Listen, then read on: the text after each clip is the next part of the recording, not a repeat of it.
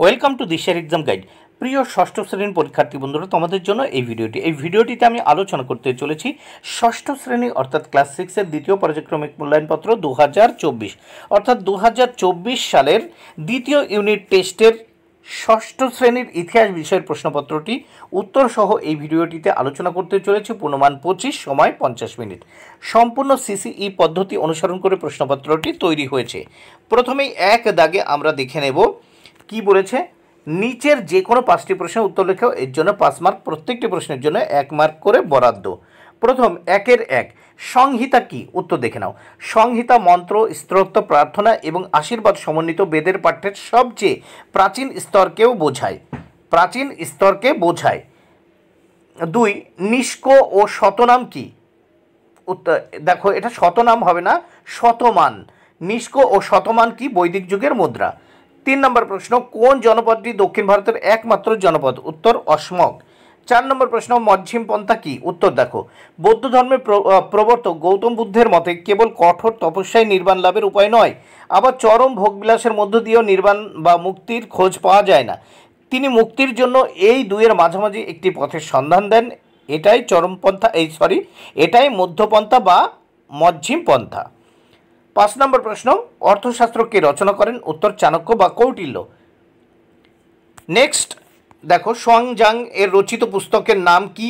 বইয়ের থেকে তোমরা পড়ে নিও, উত্তরটা লেখা হয়নি। 2 নম্বর প্রশ্ন দেখে নেওয়া যাক।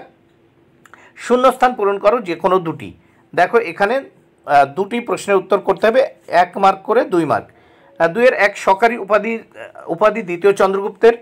2-এর-2 প্রথম বুদ্ধ সংহিতা মহাকাশ্যপের সভাপতিত্বে হয়।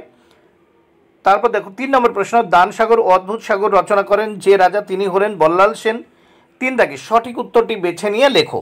এখানে দেখো সঠিক উত্তরটি বেছে নিয়ে লেখো,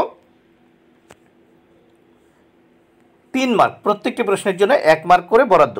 প্রথম 3-এর-1 অভিধর্ম পিটক যে বৌদ্ধ সম্মেলনে যুক্ত হয় তা হলো তৃতীয় সম্মেলনে। 2 নম্বর প্রশ্ন, এর মধ্যে কোনটি চতুরাশ্রমের অন্তর্গত নেয়? এখান থেকে ব্রাহ্মস্থ। 3 নম্বর প্রশ্ন, মেগালিথ হলো? উত্তর সমাধি। মেগালিথ কি? উত্তর অপশান সি, সমাধি। এবার আমরা এই প্রশ্নপত্রের পরের পৃষ্ঠা দেখে নেওয়া যাক এই পৃষ্ঠায় কি আছে। 4 নম্বর প্রশ্ন, 4 দাগে নিচের যে কোনো দুটি প্রশ্ন উত্তর দাও, এর জন্য 4 মার্ক, প্রত্যেকটি প্রশ্নের জন্য 2 মার্ক করে বরাদ্দ। 4-এর-1 হস্তি বা হাতিগুম্পা লিপি শিলা সম্পর্কে লেখো। অবশ্যই বই দেখে এই প্রশ্নগুলো পড়ে নিও। 2 নম্বর প্রশ্ন, চতুর্জাম ব্রত কি? 3 নম্বর প্রশ্ন, জৈন ও বৌদ্ধ ধর্মের ত্রিরত্নের পার্থক্য লেখো। এবার 5 দাগের প্রশ্ন, নিচের যে কোনো দুটি প্রশ্ন উত্তর দাও, এর জন্য 6 মার্ক, প্রত্যেকটি প্রশ্নের জন্য 3 মার্ক করে বরাদ্দ। এখানে দেখে নেওয়া যাক কি বলা হয়েছে। 5-এর-1 নম্বর প্রশ্ন, মৌর্য সম্রাট অশোকের অবদান লেখো। 5-এর-2 এলাহাবাদ প্রশস্তি কি? এ সম্পর্কে যা জানো লেখো।